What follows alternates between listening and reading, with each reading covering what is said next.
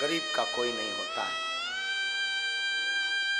बड़े आदमियों की बेटियों का विवाह होता है तो लाखों सहयोग आ जाता है, करोड़ों सहयोग आ जाता है। गरीब के घर पर कोई खाने तक नहीं जाता है।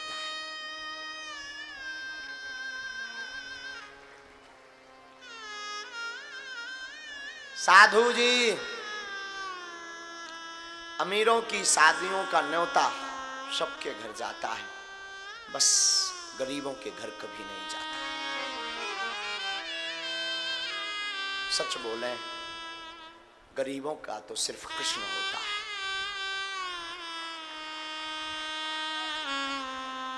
ना अपने साथ देते हैं, न परिवार साथ देता है, न मित्र साथ देते हैं। तुम किसी पद पर बैठ जाना, 50 रिश्तेदार खड़े हो जाएंगे, ये हमारे मामा के लड़का लग रहे हैं, ये हमारे ताऊ लग रहे हैं, ये हमारे बब्बा लगते हैं। नहीं भी है तब भी लगते हैं।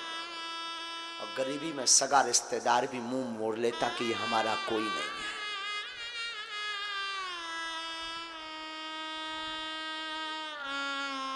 मैं निवेदन करूं आप सबसे, गरीब का कोई नहीं होता। तुम्हारे आसपास भी ऐसा कोई होगा जिसका कोई नहीं होगा।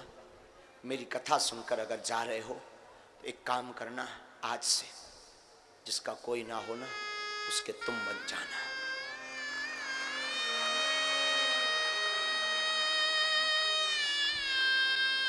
एक गरीब पर क्या गुजरती है गरीब जानता है। त्योहार आते हैं, सबके बच्चे खुशियां मनाते हैं,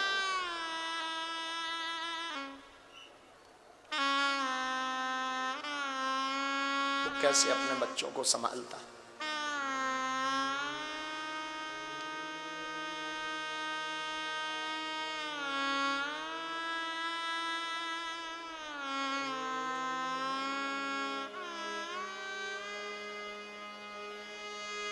साधु हमने बड़े नजदीक से अपने जीवन में देखा, कोई किसी का नहीं।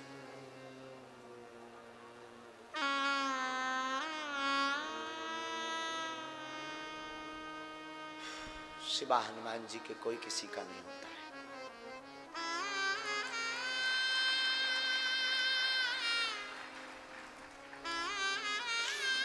त्योहार आता है तो गरीबों को आफत आती है, बच्चे मचलते हैं, रोते हैं, क्या करना।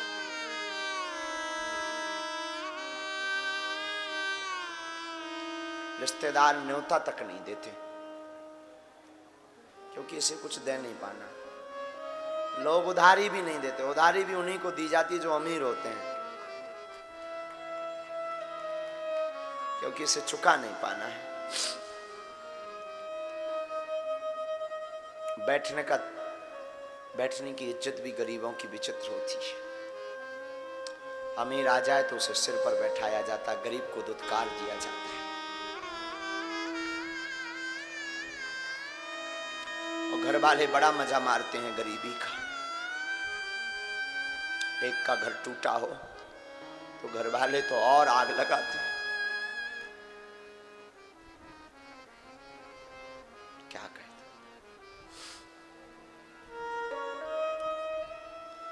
बन जाते हैं लाखों रिश्ते जब पैसा पास होता है, टूट जाता वो रिश्ता गरीबी में जो सबसे खास होता है।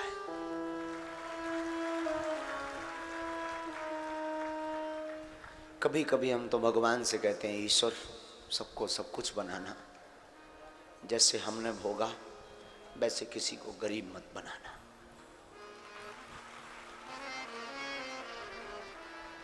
इसलिए तो हमने अपने धाम पर, अपने जीवन में लोगों को ये जरूर दिखता कि महाराज ऐसा बोल रहे वैसा बोल रहे, कभी ये नहीं देखा कि हमने अपने जीवन में एक भी चढ़ोतरी निज जीवन में खर्च नहीं की। भूख क्या होती है, साधु जी, जो ये बागेश्वर धाम पे भंडारा चल रहा ना, उसके पीछे भी कारण यही है। हमने अपने जीवन काल में 3-3 दिन तक भोजन नहीं किया। चावलों की रोटी खाई, शाम को मिल गया तो सुबह नहीं मिला। उस जमाने में 1 रुपए का पार्ले जी का छोटा पैकेट आता था, 8 बिस्किट होती थी, 1.25 रुपया, 1.5 रुपया, फिर धीरे धीरे 2 रुपए का आने लगा। सुबह वो खा लिया, 2-2 दिन तक कोई ठिकाना नहीं। इसलिए उसी वक्त प्रण लिया था कि कभी अगर हनुमान जी ने हम पर कृपा की तो हम दूसरों के लिए जरूर भंडारा खोलेंगे।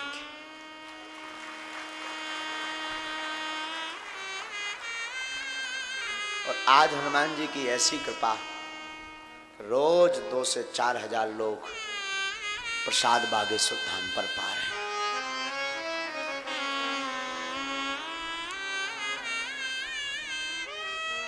साधो, संसार में आपको कुछ करना है तो कुछ बनना पड़ेगा, कुछ बनना है तो मशक्कत करनी पड़ेगी।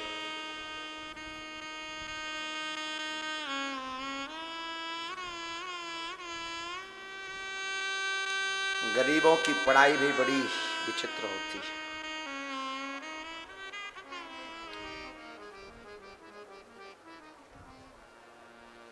हमारी बहन का जब विवाह हुआ तो हमें 20,000 रुपए की आवश्यकता पड़ी थी। सच बता रहे हैं, जीवन का निज अनुभव है इसलिए बता देते हैं हर बार, क्योंकि हमारी आदत है, हम भूलते नहीं कभी।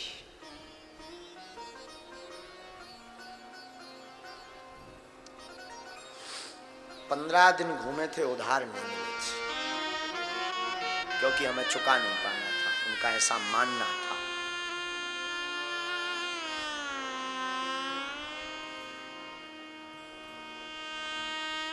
फिर क्या, हनुमान जी ने अब ऐसी कृपा की कि हर साल महाशिवरात्रि को हमारी 100-100, 150 बेटियों का विवाह बागेश्वर धाम से हुआ।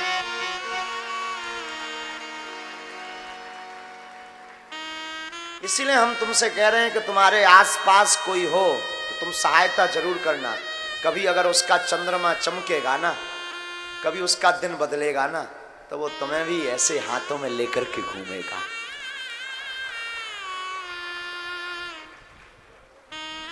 इसलिए मदद जरूर करना, मेरी प्रार्थना है। जिसका कोई ना हो उसकी मदद जरूर करना। इसलिए सुदामा चरित्र हम पूरा नहीं बोल पाते हैं।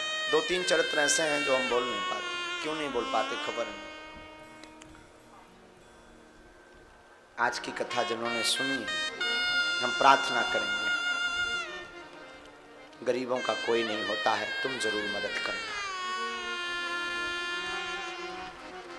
तुम जरूर मदद करना। अगर हमारे परिवार के हो तो,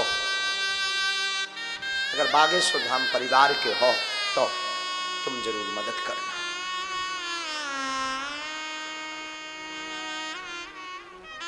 बहुत आवश्यक। कोई गरीब का बच्चा हो, पढ़ने में उसे दिक्कत हो, पढ़ाओ। कोई आपके परिवार में ऐसा बच्चा हो जिनके बच्चों को कपड़े ना हो, फटे पहनते हो, ले दो, कुछ नहीं बिगड़ना तुम्हारा, तुम्हें राम और देगा, जाओ।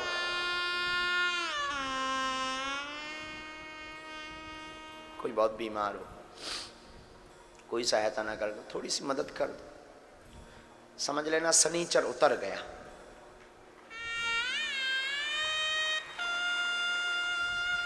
तुम्हें राम और देगा। क्या बोल दें साहब, जिंदगी भी कितने रंग दिखाती है। कभी गाड़ी को नाव पर बिठाती है तो कभी नाव पर गाड़ी को बिठाती है।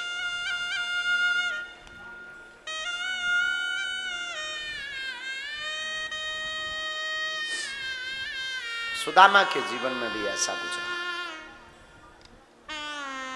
कोई साथी नहीं सुदामा का सिवा कृष्ण के।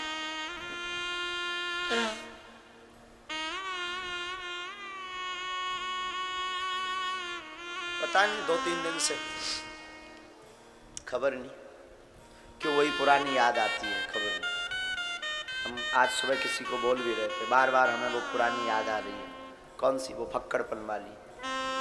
आप सब अपने हो बोल देते हैं, हम हमेशा बोलते भी हैं कि कथा तो हम करते ही नहीं, वृथा वाले आदमी हैं। कथा का माध्यम हमारा करने का सिर्फ इतना ही है, कारण यही है कि तुम राम के हो जाओ।